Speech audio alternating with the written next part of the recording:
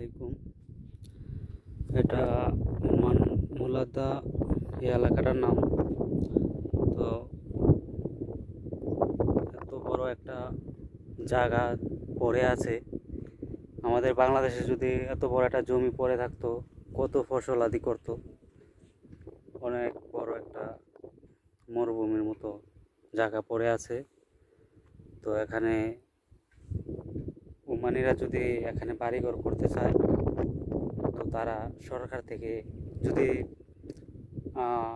15 শতক বা 10 শতক একটা বাড়ির পরিমাণে যদি জায়গা লাগে, তো তারা সরকার থেকে কিনে নিতে হয়।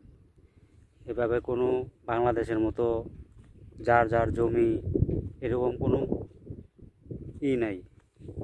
এখানে পুরা জায়গায় ওমানের সরকারের আন্ডারে। তো যারা বাড়ি করে এখান থেকে তারা এই জমি কিনে তারপরে বাড়ি করে। বিশাল আকারে একটা জমি পড়ে আছে। তো আমাদের বাংলাদেশ যদি থাকতো, আসলে এটা অযথা পড়ে থাকতো না।